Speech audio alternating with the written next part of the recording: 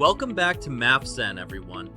Today's lesson is going to be a deeper dive continuation of our exploration of decimal place value.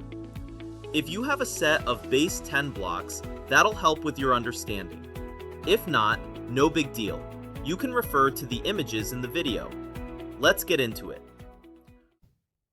All right, for topic 1, lesson number 3, we are going to continue working with our decimal place value system and go a little bit deeper in that subject. So what they do here in this lesson is they introduce to you using pictures to represent decimal numbers and whole numbers. So for this lesson, the cube is going to represent 1 or 1 whole.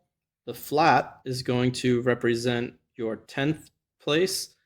Your long, or stick as some call it, is going to represent 100th. And your unit cube here is going to represent 1,000th. And the reason for these three here is because if you look and you were able to cut this one whole into 10 pieces, you would have 10 flats, which is why these are called tenths. The longs, or the sticks, are called hundredths because, again, if you were to break this one whole into 100 of these, you would have 100 of them.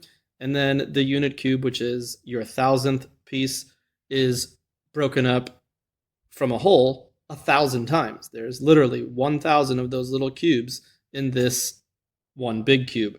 So understanding how this picture relates to the standard form numbers is going to help you throughout this lesson as well as the rest of the chapter. So moving on from this screen, we are going to then explore how we can write decimals in expanded form and word form. All right, on this scene, we are going to cover equivalent decimals, word form, and expanded form. So first, before we jump into the word form and expanded form, we do need to cover what this term equivalent decimals means.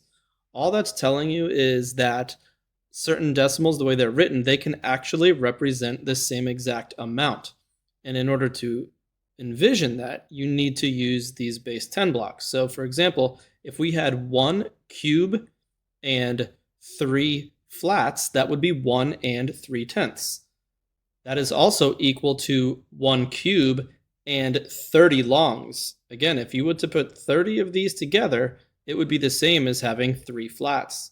And then finally, we would have 1 full cube, and then 300 of these little units would be the same exact thing as 3 of these flats. So using the pictures, you can prove that 1 and 3/10 is equivalent to 1 and 30 hundredths, which is also equivalent to 1 and 300 thousandths.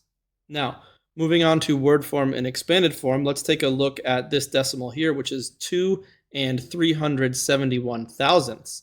Word form, just like with whole numbers, is literally the way you speak the number. So 2, and the decimal point means and, 371, what place value does it end in? It ends in the thousandths. So you put that all together and you get 2 and 371 thousandths. Now for expanded form, we can do it both ways, the 4th grade way and the 5th grade way. The 4th grade way, we would have a 2 plus a 3 in the tenths plus a 7 in the hundredths plus a 1 in the thousandths. And then the more appropriate 5th grade version is 2 times its place value, which is in the ones place, then the digit 3 times its place value, which is the 1/10ths place, then the digit 7 times its place value, which is the thousandths place, and then the digit 1 times its place value, which is the thousandths place. Now on the next scene, we're going to go into some problems that you might see on here, and I will model how we are going to answer those. All right, now on this scene, we are going to go over a couple very similar questions to what you might actually encounter during this lesson. So for questions number 1 and 2, the directions say that we need to take the given number and write it in expanded form or word form. So for number 1, it says 4 and 305 thousandths. So we're going to take this word form and we're going to write it in expanded form. So 4 is in the ones place, so we do 4 times its place value, which is 1. Then 305 thousandths, so we have a 3 in the tenths place. We don't have anything in the hundredths place, and we have a 5 in the thousandths place. Then moving on to number 2, we have the standard form 3 and 27 hundredths, and we literally are just going to write that in word form. So 3 and 27 hundredths. Now moving on to question number 3, it says the number 2 and 672 thousandths has 2 2's. Explain why each 2 has a different value. So the answer here, the 2 that's in the ones place right here represents 2 of these, which are whole numbers.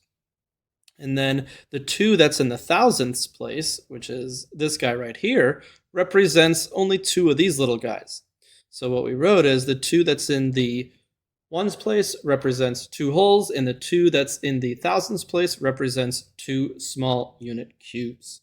Great job if you're keeping with me. Y'all know what's coming next. You got some practice to do on your own. All right, everybody, now it's your turn to try a couple of these problems on your own. So now would be a good time for you to pause the screen to give yourself a moment to solve these, and then check back in to see how you did. I wonder what the answer is. Let's go ahead and take a look. All right, now that you've given yourself some time to solve these problems, let's go ahead and see how you did. So for numbers 1 and 2, you just had to write the given number in expanded or word form. So for number 1, they gave it in expanded, and you needed to convert to word form. So you should have had 3 and 624 thousandths. And then for number 2, we had word form of 5 and 604 thousandths, which would look like 5.604, making sure you end in the thousandths place. Now for number 3, it says, at Indian Ridge, 78 hundredths of the 6th grade boys play a sport. How many 6th grade boys play a sport? Well, 78 hundredths we can write as a fraction of 78 over 100. What you need to realize here is you can read this as 78. That fraction bar can be read as the words out of. So 78 out of 100. So your answer would be 78 boys. If you got those 3 answers correct, go ahead and give yourself a big pat on the back. You are doing a fantastic job. Keep it up. Awesome job today. I hope you're starting to get a more solid grasp of whole number and decimal place value. Moving forward in topic 1, we are going to start applying these concepts to some more rigorous types of questions. That's all for now. As always, don't forget to find your Math Zen.